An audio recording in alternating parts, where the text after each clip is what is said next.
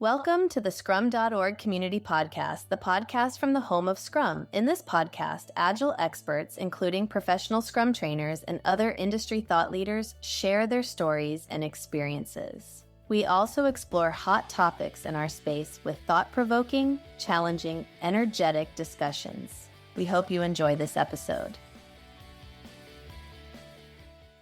Hello and welcome to the Scrum.org Community Podcast. I'm your host, Dave West, CEO here at Scrum.org. In today's podcast, we're talking about HR, which is an absolute mystery to me usually.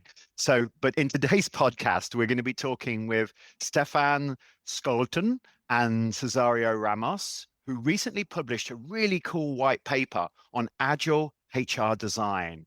Now, I actually found this paper incredibly interesting.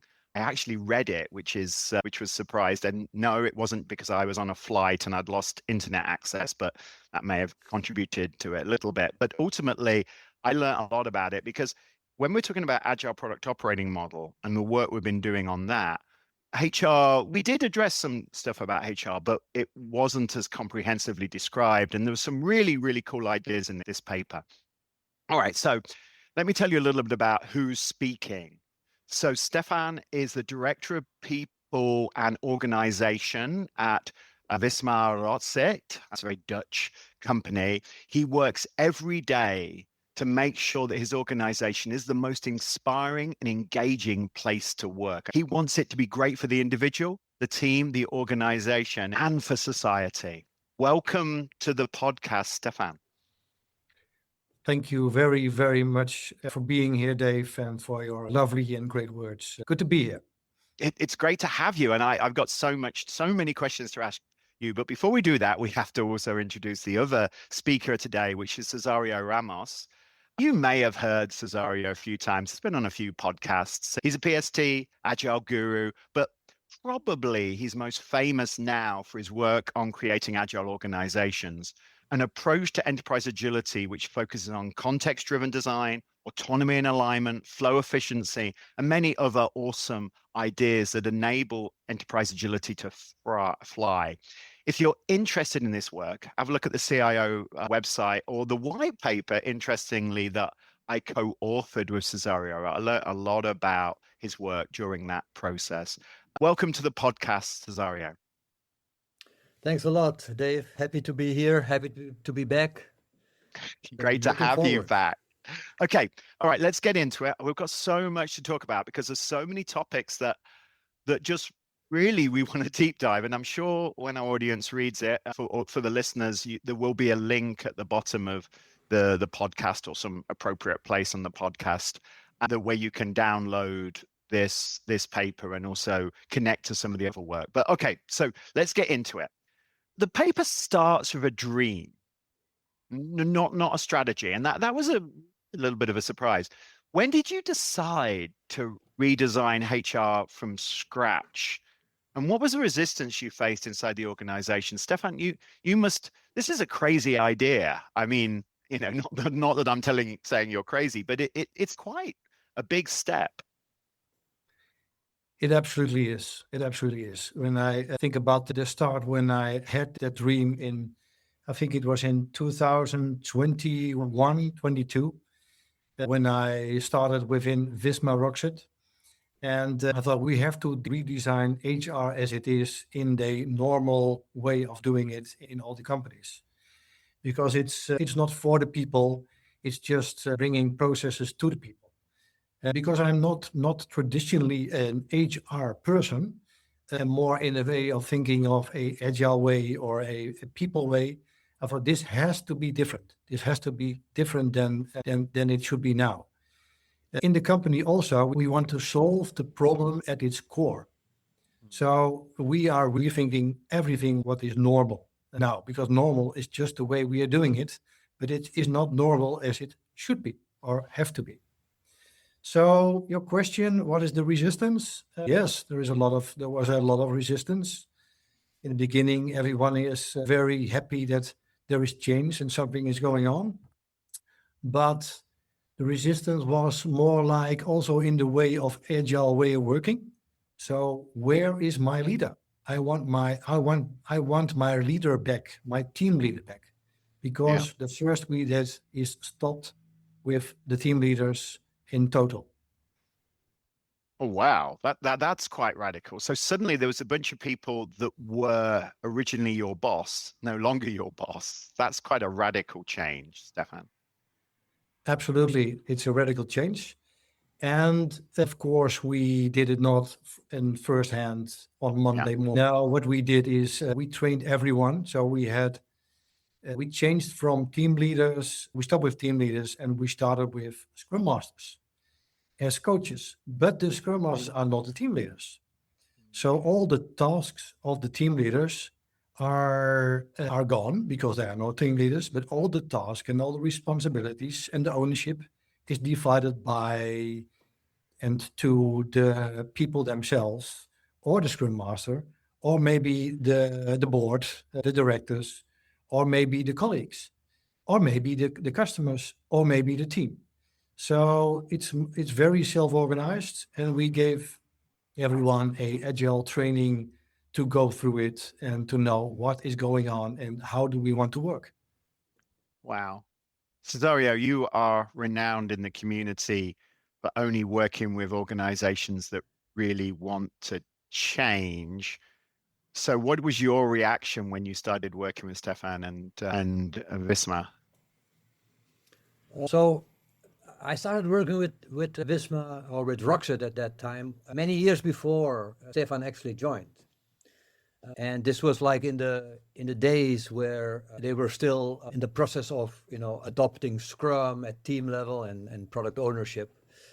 So fast forward to 2020, 2021, as Stephan was mentioning, we were having a discussion about Agile HR, and I shared with him many of the Agile HR practices, ideas that he could pick up. And I was surprised when he called me back, I don't know, 6 months later or 8 months later, and he said, Cesario, all these things you told me, we already did that. So now what to do next? That was a big surprise, when we had that conversation. So that was my biggest surprise. Wow. So yeah, wow. Willing to actually introduce these changes. All right. So I read the white paper, and one of the things that I was most interested in was making salaries open and transparent. This is quite a radical idea. Most organizations don't do it, not because they don't think their salary structure is fair, but because it's really hard to broadcast context and the nuances of why somebody is paid X or Y. And as soon as it looks like it's unfair, everything starts collapsing around you. So you address this with a peer-driven self-assessment approach, which is quite unusual and potentially quite dangerous. Stephan, tell me a little bit about that. It is absolutely unusual. There's also some danger in it, so some risks. But we thought this should be the way. If you don't want to take risks, if you don't want to go through the process, you shouldn't do this, by the way, because it is a long-term process. You should need a lot of safety and trust in the organization, and that takes a while. Trust is not there tomorrow. It will take some time. The safety is not tomorrow. It will take some time. So that means we radically changed that. And what we had all the salary was hidden in the cabinets somewhere. And then we are talking about the salary structure. So this function has a salary range from this to that. That was not open. That was not transparent. So the whole structure is totally open. So that means that everyone knows in that function what is my salary, and it is somewhere from the minimum to the maximum, somewhere in between. Most probably, or maybe that will be the end, but that is not the most important thing. It will be transparent that how much do I earn. But that we are not there yet. We are now in the transparency of all the salaries, but that was already a shock for everyone because it was hidden. It was nowhere. So the challenge that I see in this is you need the safety and the trust to create an environment where you can do this without a massive impact. But to create the safety and trust, you have to start doing this. It's a sort of chicken and egg kind of situation. So the first thing that you did really was introduce, hey, this is the banding, these are the levels, the salary ranges, etc., which creates a level of clarity and understanding.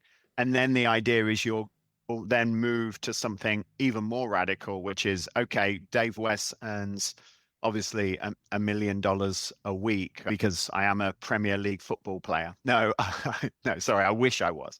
But so is that kind of how you did it? You by introducing the structures first, then slowly showing where people fit on these structures, and then you can get to that end place. So it's a step-by-step process. It is absolutely. And we have a very open process. It's important that you have an open process. So that means that if you are certain that this function and also the outcomes and the values are perfectly matched with me as a person, then you have trust in the function. So what we did, we asked the colleagues to help with the function profile. So the function profile is made by the colleagues themselves. And that's extremely, extremely important. So that was the first step. We did that in the first year. We had several weeks to fill in and to get to, as a result of a perfect version 1.0, first version of this function profile. But nowadays, we have only one day, we call it a function profile day. We do all the functions of the whole company in one day, but by the colleagues themselves. Yeah. So this is a very open process. And in the end of the day, we finalize the profile. Okay, guys and girls, and this is it. So this gives a lot of trust of the profiles. The same, maybe the same is for the salary benchmark. We did exactly the same. In the first year, we had a couple of weeks to bring in a minimum and a maximum of the salary range, because we also had to learn, where do you get the benchmark? How do you do it? What are the variables, etc. But now we have a benchmark day. This is the first year we tried it, because we are experimenting every year to get it evolving. And at the end of the day, we as the board or the management, we are making the final call. Okay, these are the salaries. So it's fixed.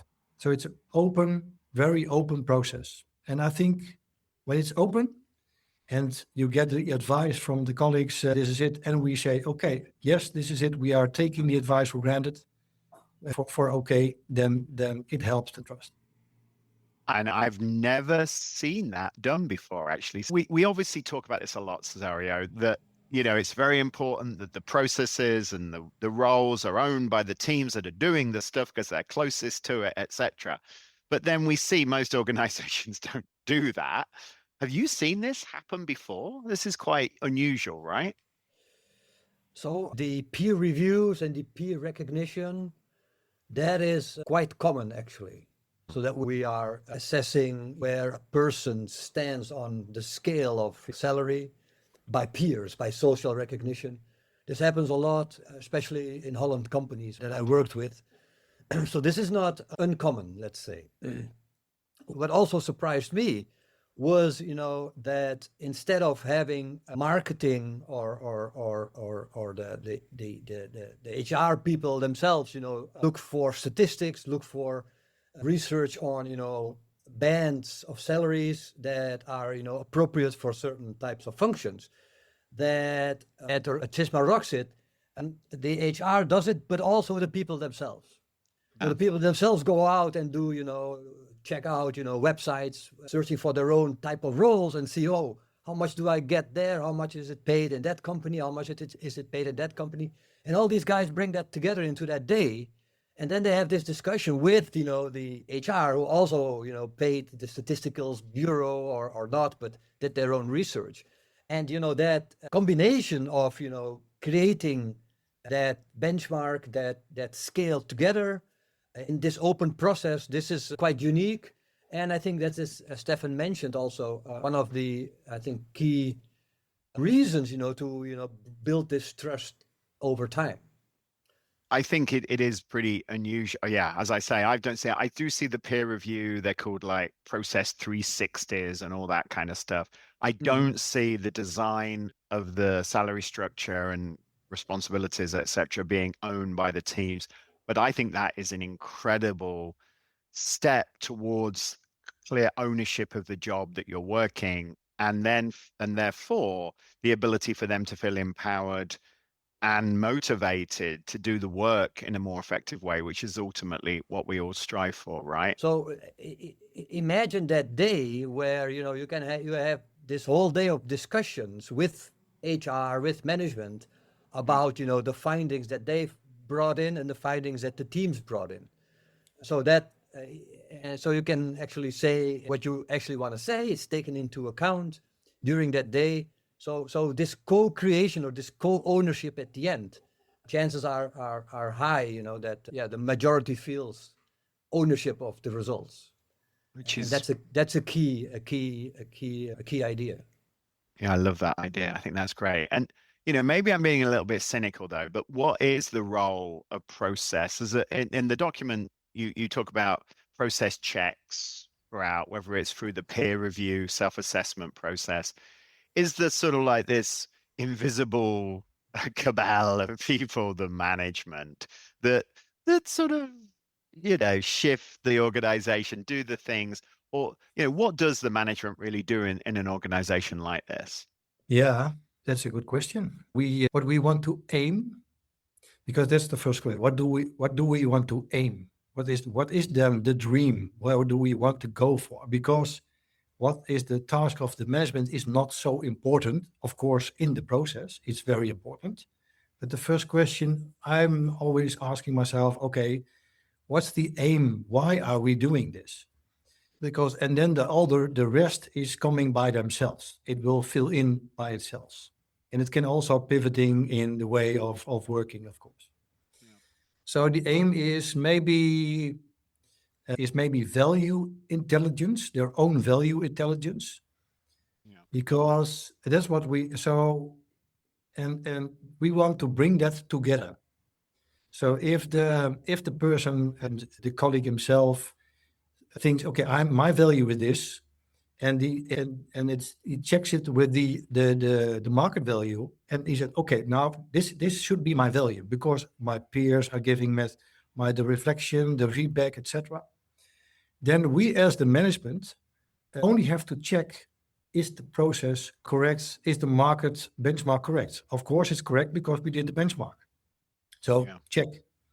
Is also do the peers give the correct feedback, or is it just all A's instead of B's or C's, etc. So we have to check that because then the trust is there, and the less we have to correct, the more we connect. Because we have to. So what we also did is we asked everyone. It was also a new experiment. We asked everyone to fill in their own value in salary, what he or she thinks needs to earn, what the value is. And the aim is that we want to be as close as possible as that salary. So in the future, each person will say, okay, this is my value, this is the salary, and we as a management will just give it. We just do it.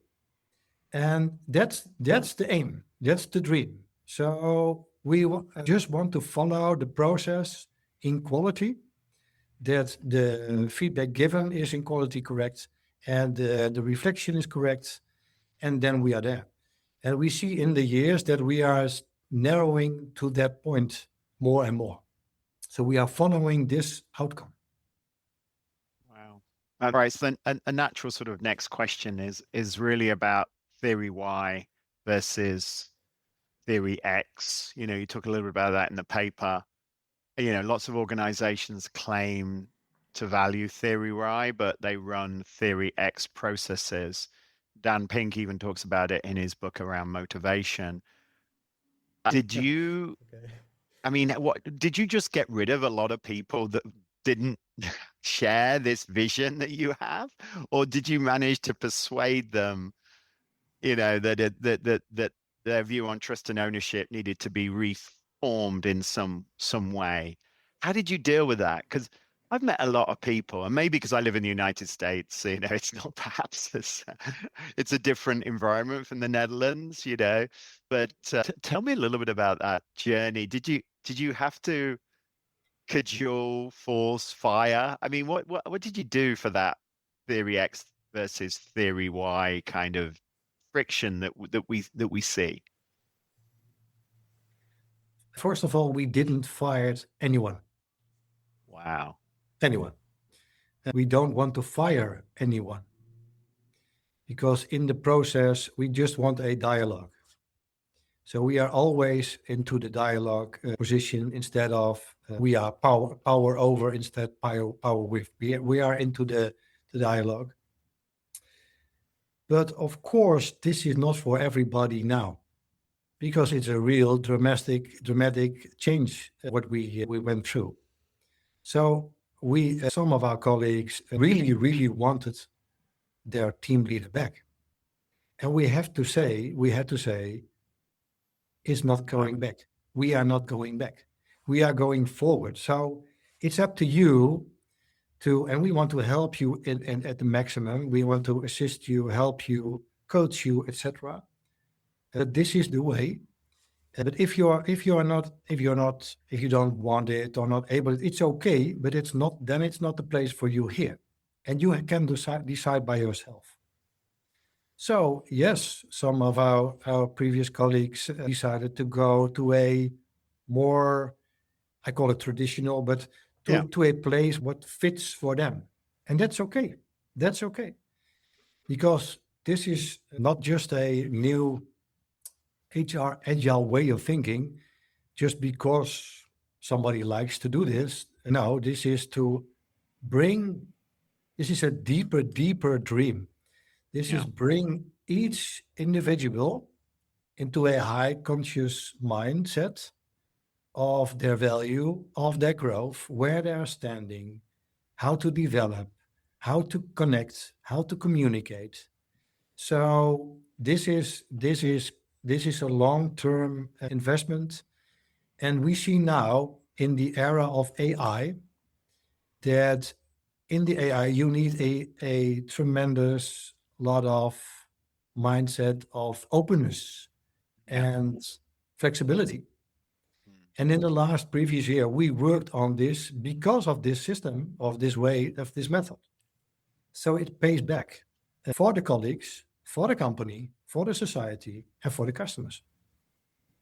Yeah, I do want to dive into a little bit about AI and how it's changing what the work looks like in terms of the volume and the like, and how that's changing the way in which your teams are dealing with it. But before we do that, Cesario, you've written a lot about theory Y, theory X. Do you see, how have you seen management accepting this change? I love the way Stephan talked about creating an open dialogue to understand how you fit. Is that what you recommend when you're going into organizations? Yes. If you want to move away from theory X, as Stephan was saying, the reason cannot only be, because then we are, we have, more freedom or we have more autonomy and so on. It must also be in the light of, where do we want to go with this company? And you already mentioned in the beginning, you said, that this HR change was without a strategy. But I believe that this HR change and any HR change it should be, or mostly is, explicit or not, driven by a strategy. Because you will do this change because you assume that, having this more open workspace, this more empowerment, this more, decision power at the team level will enable, the company to be more successful.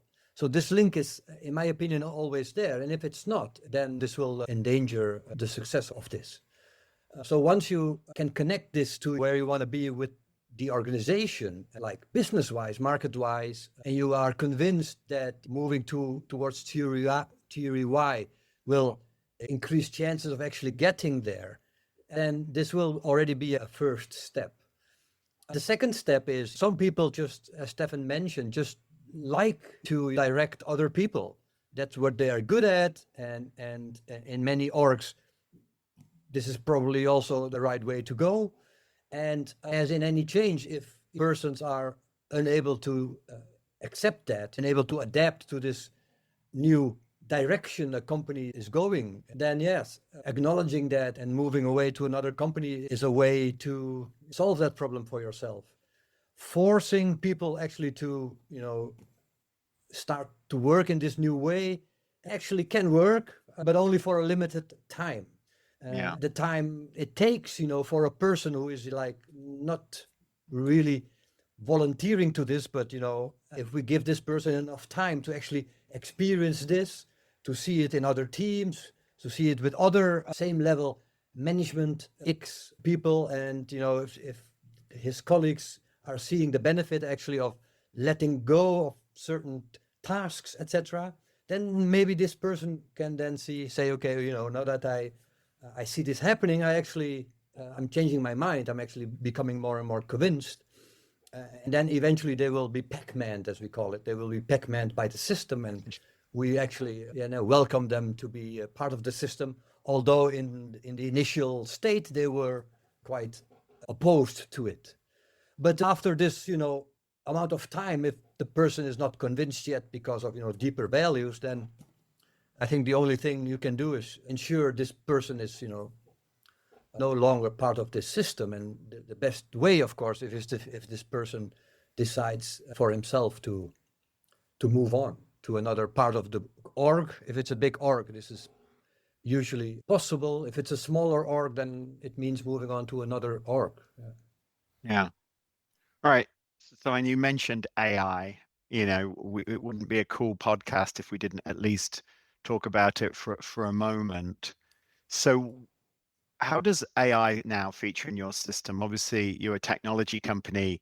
You heavily over the last 2.5 years, like every technology company, have been investing in AI, and it's really changing the nature of how work is authored in particular. I think an interesting question, so interesting, even my Claude said it was an interesting question, is particularly in the area of measurement, what does assessment look like when the work is co-authored with AI? Does it ultimately end up becoming more of a popularity contest rather than a work results contest? Tell me a little bit about that from what you're seeing. AI is coming fast. Yeah. It's already here, and at this moment, this week we have introduced the Roxit AI Experience Week.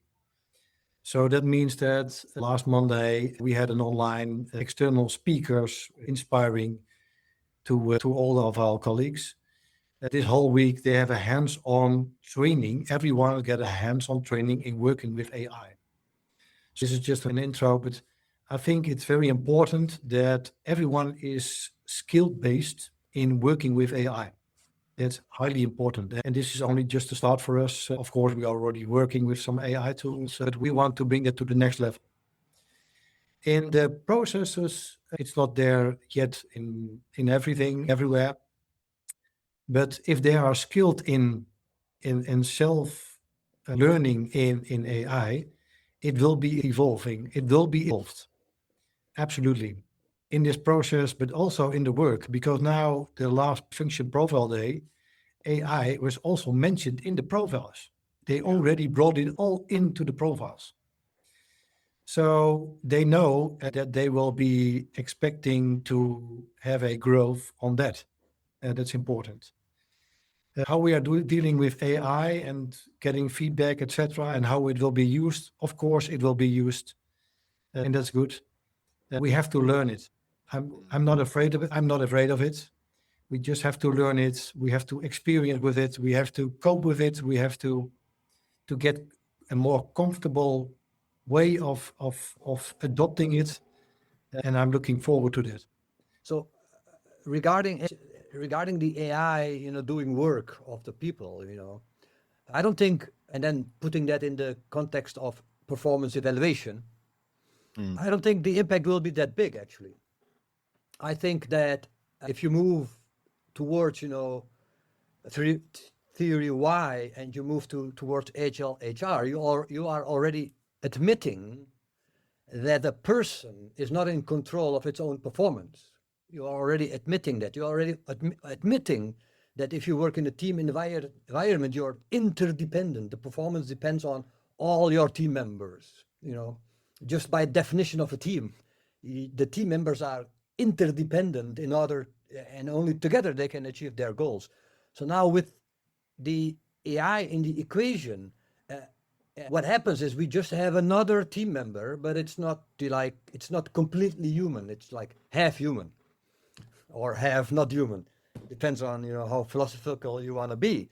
So, and everybody has access to that, and therefore on the evaluation perspective, on grading where a person is on the scales, finding that exact point that then determines your salary, all that stuff, I think largely remains the same, just because we admit that we are working in this interdependent organization, interdependent unit called a team, for example, and that you cannot be in control of your own performance in that case.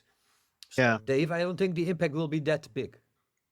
It was my question. I don't think the impact will be that big to organizations like the ones that you've created.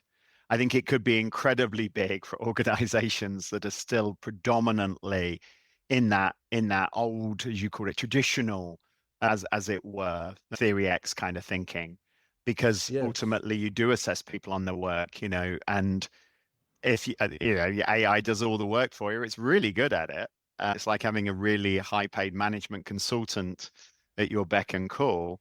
Unfortunately, it might not be that deep and it might not deliver on the value, but until you connect it to that overall system's value, it doesn't make sense. And what I want to add is that if you have a company with colleagues, we call it colleagues, and they are very open to learn and they are very curious, then you can handle everything.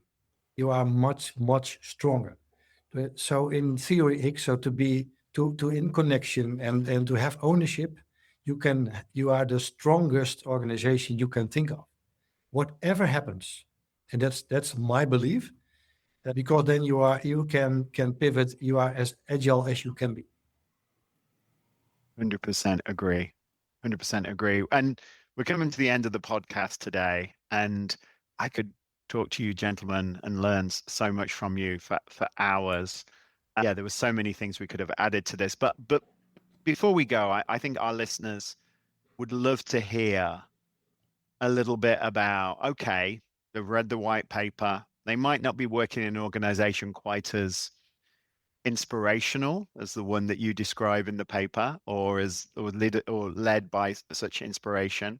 They might be working in their department in a Dutch bank or a Dutch insurance company or the government or whatever, or maybe outside the Netherlands.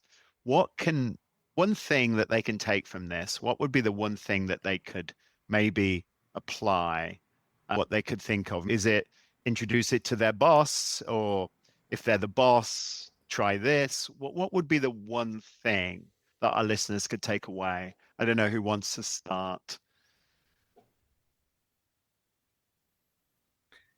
Yep, I can start. The most important thing to make this happen is that you need a management who are fully into this. So it is not a way of working, it is a being of working. And if the management is into that, then it will work out everywhere. the famous saying that revolutions do not start at the top, they do not start at the bottom, they start in the middle. And I think that's a really interesting point. Sorry, what would be your one thing? So I was thinking about something really practical because there are Yeah, so many things I can say, you know. So something really small and practical if you want to try this out. If you are, let's say, a manager and at a certain level and you've read this paper and you want to share it with your colleagues or your boss, let's say, because you're still in traditional, yes. I think it will make sense if this agile HR of working actually connects to, you know, the problems that your company wants to solve. Yeah. So if you can make that connection, if somehow you can say, well, you know, boss or, you know, teams, we have this problem and it connects to, you know, absence of theory why thinking. If you can make that connection and you know, amplify the movement by, you know, giving the example in this paper, I think that will get you started in the right direction. So the key takeaway is if this will help you, you know, be more successful as a company, if you can make that connection, then you're off to a good start. Yes, being able to connect it to a real pain in your organization and say this is, or an aspiration that the leadership, you know, have described in terms of the organization, Yes. makes it a lot more useful and practical. Yeah, I think so. Otherwise, it can be just you know, a new fancy thing that sounds very cool, but you know, why are we actually, what problem are we actually solving again? Can you remind me what the problem was? And if you get in that discussion, then it's very hard to, you know, to do it. Yeah. I love that. What problem are we solving? I think that's a great way of providing that foundation for these ideas. Gentlemen, thank you for spending the time today talking about the new paper that you guys have written about agile HR practices and helping our listeners maybe start to navigate these ideas in their own organizations. Thanks a lot, Dave, for hosting. Thank you very much for being here. Thank you.